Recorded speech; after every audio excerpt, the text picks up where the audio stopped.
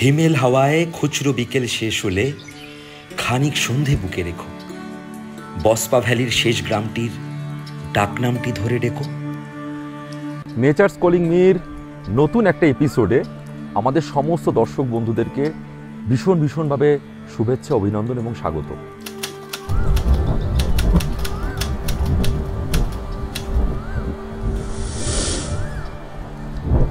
আজকে আমরা বেসিক্যালি একটা নতুন ভ্লগ আপনাদের কাছে নিয়ে আসতে চলেছি, যেটার মূল উদ্দেশ্য হচ্ছে যে সাংলা খুব পরিচিত একটা গ্রাম, যে গ্রামটাতে বাঙালি হিসেবে প্রচুর ট্যুরিস্ট প্রত্যেক বছর পুজোর সময়, শীতকালীন সময়গুলোতে আসেন। তো সাংলা থেকে বহু মানুষের প্ল্যান থাকে যে চিৎকুল যাওয়ার। সেই সাংলা থেকে চিৎকুল যাওয়ার জন্য অনেক সময় কি করি, আমরা গ্রুপ ট্যুর প্ল্যান করি প্যাকেজ সিস্টেমে, যেটা ট্যুর ট্রাভেলসরা নিয়ে আসে। কিন্তু ইন্ডিভিজুয়াল যদি আপনি প্ল্যান করেন, সাংলাতে আসেন, খুব সুন্দর একটা পাহাড়ি গ্রাম, তো সেখান থেকে আপনি চিৎকুল যদি যেতে চান, চিৎকুল মানে জানেন যে ভারতবর্ষের একদম বর্ডারের শেষ গ্রাম, তো সেখানে গেলে গাড়িতে কীরকম কী ফেয়ার পড়বে এবং তার সাথে বাই রোড জার্নি কীরকম কী এক্সপিরিয়েন্স হবে, কোথায় কোথায় কীরকম ধাবা পাবেন, সেইগুলো আমরা আজকে এই ব্লগেতে আপনাদের সামনে তুলে ধরবো ইন ডিটেলিং। তুই কিছু বলবি উল্লাস? হ্যাঁ, একটা জিনিস বলার আছে যে হিমাচলে আমরা মোটামুটি ঘুরতে এলে সবাই জানি যে সিমলা, ওদিকে মানালি বা এই দিকে যদি আসা হয় তাহলে কিন্নর, কল্পা, সাংলা, চিৎকুল আমরা সবাই যাই। তো সেগুলো প্রত্যেকটাই হচ্ছে একটা প্যাকেজ ট্যুরের মধ্যে, যেটা নিয়ে মোটামুটি একটু দড়ি টানাটানি হয়, আপনারাও কেউ রেস্ট করার সুযোগ পান না। তো যদি নিজেরা আসেন, কীরকম সেই এক্সপিরিয়েন্সটা হতে পারে, কোথা থেকে আপনারা বুকিং করবেন, কিভাবে আপনারা যাবেন, আস্তে আস্তে করে আমরা গাড়িতে উঠবো, কিভাবে যাচ্ছি, রাস্তাঘাট সব কিছু আপনাদের সামনে তুলে ধরবো। হ্যাঁ, একটা মজার বিষয় হলো, আমরা যে গাড়িটা বুক করেছিলাম সকালবেলা ট্যাক্সি স্ট্যান্ডে এসেই, কারণ যেখানে হোটেল নিয়েছি এটা একদম ট্যাক্সি স্ট্যান্ডের পাশেই, দেখুন নাম্বার প্লেট নেই। মানে জানি না, মানে আমরা সকালে বুক করার পরপরই, ঠিক আছে, বোধহয় একদম গাড়িটা ম্যানুফ্যাকচার হয়ে বোধহয় শোরুম থেকে বেরিয়ে এসছে, তাই বোধহয় নাম্বার প্লেট এখনও লাগেনি। তো এই গাড়িটাতেই আমরা বেসিক্যালি এখন চিৎকুল যাব। তো জাস্ট আমাদের ড্রাইভার দাদা এসে উপস্থিত, আমরা একে একে এখন গাড়িতে উঠছি এবং টুয়ার্ডস দ্য জার্নি সমস্ত কিছু আপনাদের সামনে তুলে ধরছি।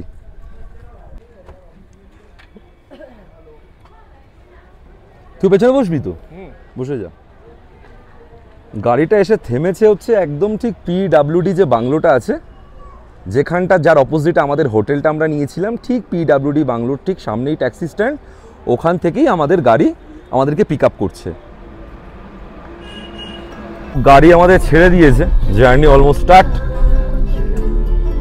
তো আমাদের ডেস্টিনেশন হচ্ছে চিৎকুল এবং তার সাথে সাইট সিন করা, কোথাও কোনো ধাবা দেখলে সেখানে একটু লাঞ্চ করে নেওয়া, খুব বেশি হলে আমরা 2.5 ঘন্টা মতো ওখানে স্টে করব। কিছু ফটোগ্রাফি অবশ্যই হবে, আপনাদের জন্যই সব কিছু তুলে ধরা। একটু বলে দাও ভাই আমাদের চতুষ্কোণ।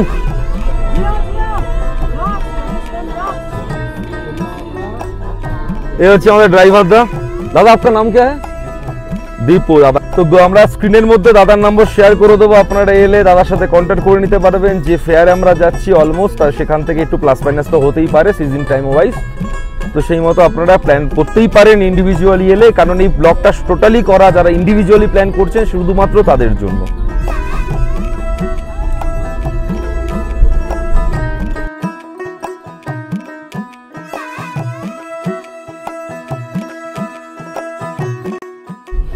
आपके इधर के रहने वाले हो?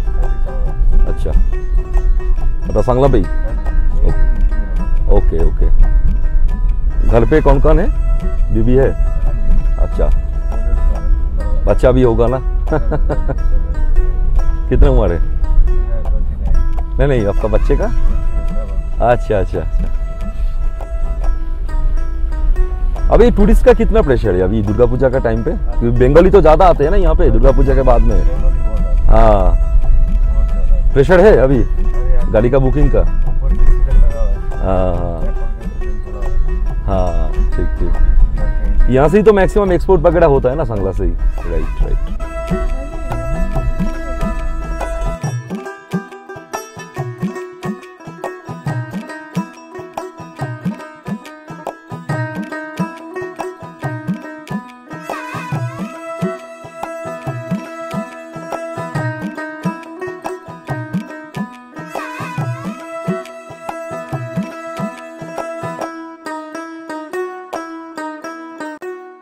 ভাই তারপর বল। চিৎকুলের জার্নি কেমন লাগছে? দারুণ, ফাটাফাটি। হ্যাঁ হ্যাঁ, তবে কি জানিস তো, পাহাড়েতে রাস্তা যদি এবড়ো খেবড়ো না থাকে না, মনে হয় না যে পাহাড়ে এসেছি। কি বলিস?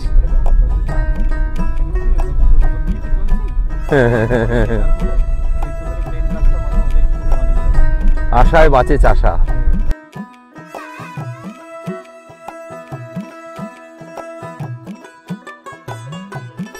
চিৎকুল যাওয়ার পথে মোটামুটি আমরা 15-20 মিনিট জার্নি অলরেডি হয়ে গেছে। ক্রোগলা বলে একটা জায়গা আছে, এখানে মনে হয় ল্যান্ডস্লাইড হয়েছে। আমরা সকালবেলা এখন ব্রেকফাস্ট করছিলাম রেস্টুরেন্টে, তখনই শুনছিলাম আশেপাশের লোক ফোনে কথা বলছিল, তাদেরও কিছু গাড়ি হয়তো কোনো কারণে ফেসে আছে। তো এখানে এসে আমরাও সেটাই ফেস করছি, এখন গাড়িতে বসে আছি, জানি না এই মানে জ্যাম মানে ট্রাফিক কখন ছাড়বে। কারণ পাহাড়ে এলে না এগুলোকে খুব ফেস করতে হয়, কারণ সব কিছুই আমরাও তো একটা প্ল্যান করে বেরোই, টাইমের ব্যাপার থাকে, ফেরার ব্যাপার থাকে। ঘুরতে আসা মানে সবটাই হচ্ছে টাইম। তো সময়ের ওপর রেসপেক্ট করে আমরা এখন চিৎকুল যাব, ওখানে স্পেন্ড করব, সেখানে সব কিছু এক্সপ্লোর করে ব্যাক করব। আমি জানি না এই জ্যামে যে ফেসেছি এই ল্যান্ডস্লাইডের জন্য কতক্ষণে কি ছাড়বে।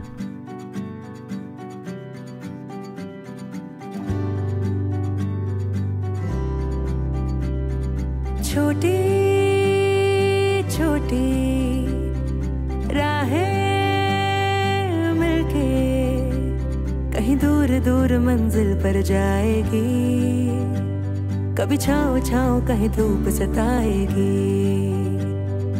लंबी लंबी दूरी भी यूं ही चलते चलते कम होती जाएगी, कभी छाँव छाँव कहीं धूप सताएगी। सफर अनजाना सा है, रास्ता बेगाना सा है, हर मोड़ मोड़ पे कुछ नया सा है, हर मोड़ मोड़ पे कुछ नया सा है। सफर अनजाना सा है, रास्ता बेगाना सा है, हर मोड़ मोड़ पे कुछ नया सा है, हर मोड़ मोड़ पे कुछ नया सा है। এখানে সাংলা থেকে আমরা যে চিৎকুল যাচ্ছি, তো যাওয়ার পথে আমি দাদাকে এমনি ড্রাইভার দাদাকে এমনি বললাম যে দাদা এখানে যে আপেলের যে এত খেতি আছে, যে এত বাগান আছে, এখান থেকে যদি কেউ না বলে আম নিয়ে নেয়, মানে যাকে বলে বাংলা পাতি কথায় যদি না বলে নেওয়া মানে চুরি করে, তো কিছু কি হবে? বললো না না ধরতে পারে, ধরলে কিন্তু প্রবলেম আছে, বলে সঙ্গে সঙ্গে গাড়ি থেকে নেমে আমাদের জন্য পাঁচিল টপকে আপেল পেড়ে আমাদেরকে খাওয়ালো। দারুণ ব্যাপার, এটা দারুণ ব্যাপার। এটার জন্য দাদার জন্য লিটারালি থ্যাঙ্কস। ऊंचे ऊंचे पहाड़ों पे जाके इस दिल की ख्वाहिशें यूं गुनगुनाएंगी। দারুণ মিষ্টি, छाँव छाँव कहीं धूप গাছ থেকে সদ্য পাড়া আপেল, আবার কাউকে না বলা, তার একটা টেস্ট দ্বিগুণ, অনবদ্য, অসাধারণ। চিৎকুল যেতে যেতে যে কথাটা মনে হচ্ছে ভীষণভাবে, সেটা হচ্ছে এত সুন্দর, এত প্রাকৃতিক মাধুর্যে ভরা রাস্তাও যেমন শেষ হচ্ছে না, সেরকম চুরি করা আপেলের মিষ্টিও সেটারও কোনো ভাগ হয় না। এটা অনুভূতিটা শুধুমাত্র আমরাই ফিল করতে পারছি, কারণ পরিবেশের সাথে আপেলের মিষ্টত্বটা মিলে মিশে পুরো একাকার। सा है, रास्ता बेगाना सा है, हर मोड़ मोड़ पे कुछ नया सा है, हर मोड़ मोड़ पे कुछ नया सा है। सफर अनजाना ফাইনালি আমরা চিৎকুল পৌঁছাচ্ছি। 11:30টায় আমরা জার্নি শুরু করেছিলাম, এখন ঘড়িতে বাজে দুপুর 1টা। মোটামুটি 25 কিলোমিটারের জার্নি, 1.5 ঘন্টা সময় লাগলো। চিৎকুল হলো হিমাচল প্রদেশের কিন্নর ডিস্ট্রিক্টের একমাত্র ভারত এবং টিবেট বর্ডারের শেষ গ্রাম। এছাড়া শীতকালে পুরোপুরি তো বরফের চাদরই ঢেকে থাকে। 11,000 ফিটের ওপর অবস্থিত এই গ্রামটিতে According to the recent study by Center of Atmospheric Sciences at IIT Delhi, Chitkul has the cleanest air in India. এছাড়া চিতকুল হলো লামখাগা পাস আর বোরাসু পাস ট্রেকের স্টার্টিং পয়েন্ট।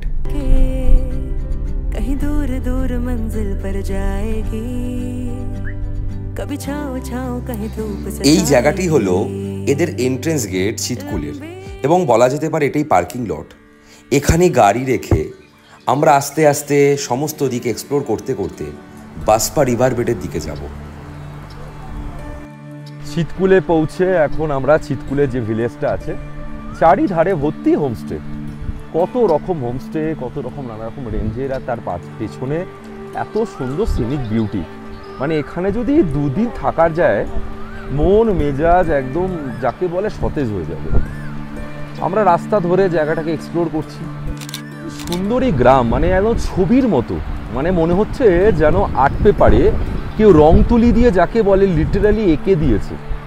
চিতকুলে এসে আমি তো বারবার বলছি, চিতকুলে এসে কেন যে মানুষ 2 থেকে 3 দিন নর্মালি এই শান্ত নিরিবিলি এই পরিবেশটাকে অনুভব করবার জন্য থাকে, সেটা না এলে বলে বোঝাতে পারবো না। আমি এক্সপ্লোর করতে করতে সে প্রত্যেকটা জিনিসকে তাড়িয়ে তাড়িয়ে অনুভব করছি যে চিতকুল, দেখুন ওই দূরে একটা পাহাড়ের বরফাবৃত শৃঙ্গ চোখে পড়ছে, বা পাশে সুন্দর সুন্দর পাহাড়। এখানকার ল্যান্ডস্কেপটা টোটালি আলাদা। আমরা সিকিম পার্টের যেরকম ল্যান্ডস্কেপ দেখি, মানে আমাদের ইস্টার্ন পার্টের, তার সাথে হিমাচলের ল্যান্ডস্কেপের অনেকটা ডিফারেন্স আছে। কি সুন্দর লাগছে, আকাশ পরিষ্কার নীল ঝকঝক করছে, সূর্য একদম মাথার উপরে, ছোট্ট ওই সুন্দর একদম সাজানো গোছানো একটা সুন্দর গ্রাম, যাকে বলে মন ভালো করে দেওয়ার জন্য, প্রাণ খুলে অক্সিজেন নেওয়ার জন্য এনাফ। আর কি চাই?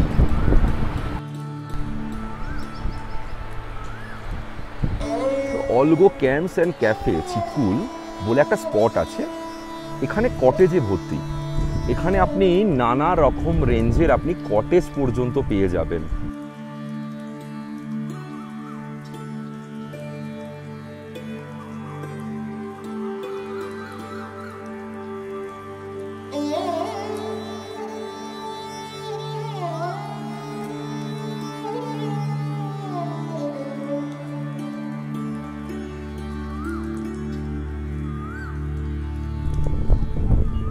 হাই বল ভাই, আমাদের চিতকুল কিরকম লাগছে বল? তবে জায়গাটা একটুখানি অন্যরকম অনুভূতি দিচ্ছে। এখানে চুপচাপ বসে থেকে না শুধু সময় কাটানোর একটা জিনিস এসে ভেবে দেখলাম যে আমরা তো চিতকুলে বেসিক্যালি সেম ডে রিটার্নের প্ল্যান করে এসেছিলাম, কিন্তু যদি এখানে আমরা 1 নাইট স্টে করতে পারতাম এর থেকে বোধহয় ভালো কিছু হতো না। মানে এত অপশানস আছে দেখলাম না এখানে এসে, এত রকম হোমস্টে, ইভেন আপনার কটেজ থেকে শুরু করে গেস্ট হাউস, মানে বাজেট ফ্রেন্ডলি অনেক রকম অপশানসও আছে। আর ভর্তি আপনাদের এখানে প্রচুর এই টি stall, coffee stall, Maggi stall, এরকম অনেক ক্যাফে টাইপের প্রচুর আছে। খুব শান্ত, ভীষণ একটা অদ্ভুত হিমেল হাওয়া বইছে, আকাশ পরিষ্কার একদম। ওই যে বললাম দূরে একটা বেশ পাহাড়ের চূড়া দেখা যাচ্ছে, যেটার মাথায় পুরো বরফে একদম আবৃত।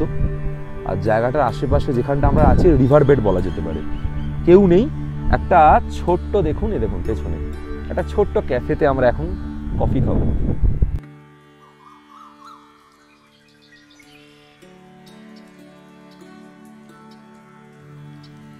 কফিতে চুমুক দিয়েই বসপা ভ্যালির হিমেল হাওয়ায় পরন্ত বেলায় উদাসী মনগুলো যেন প্রকৃতির রূপের ছটায় দেশের শেষ গ্রামটায় নদীর স্রোতের সাথে এক অজানা রাজ্যে পাড়ি দিল।